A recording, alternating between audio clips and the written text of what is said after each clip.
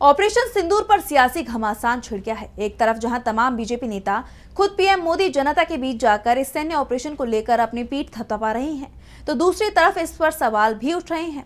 मोदी सरकार पर लगातार ऑपरेशन सिंदूर के राजनीतिकरण के आरोप लग रहे हैं। कांग्रेस का कहना है कि सरकार कुछ तो छिपा रही है, लेकिन विपक्ष के सवालों पर सरकार चुप है। ऐसे में अब बीजेपी के ही नेता ने मोदी सरकार को ललकारा है और ऑपरेशन सिंदूर का जश्न मनाने को लेकर फटकार लगाई। तो क्यों अपने ही नेता के निशाने पर आई मोदी सरकार? बीजेपी नेता ने अपनी ही सरकार को क्या दी चुनौती? क्या है पूरा मामला, देखिए इस रिपोर्ट में। ऑपरेशन सिंदूर पर मोदी सरकार बुरी तरह से घिरती जा रही है। विपक्ष तो पहले से ही सवाल उठा रहा था, लेकिन अब खुद बीजेपी के नेता ही ऑपरेशन सिंदूर को लेकर मोदी सरकार के रवैये पर सवाल उठा रहे हैं। बीजेपी के पूर्व सांसद सुब्रमण्यम स्वामी ने तीखी प्रतिक्रिया दी है। उन्होंने ऑपरेशन सिंदूर का जश्न मनाने वाली मोदी सरकार को सीधी चुनौती ही दे दी।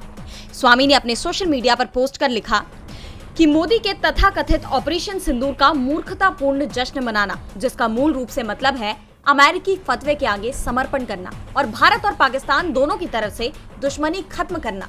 अगर ऐसा है तो जश्न मनाने की क्या बात है? पाकिस्तान के साथ युद्ध तभी सार्थक है जब हम पाकिस्तान की तरफ से हथियाए गए जम्मू कश्मीर को वापस पा सके। यानी बीजेपी जो अलग अलग राज्यों में जाकर ऑपरेशन सिंदूर का ढोल पीट रही है, अब बीजेपी के ही पूर्व सांसद ने उसकी पोल खोल दी है। स्वामी ने अमेरिका का मुद्दा भी उठाया, जो विपक्ष लगातार उठा रहा है।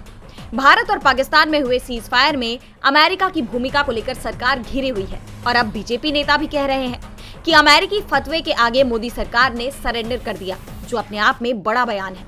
यही नहीं, उन्होंने मोदी सरकार को ये चुनौती दी है कि अगर उनमें हिम्मत है तो वो पाकिस्तान अधिकृत कश्मीर यानी पीओके वापस लेकर दिखाए, तब ही उनके इस जश्न का कोई अर्थ निकलता है।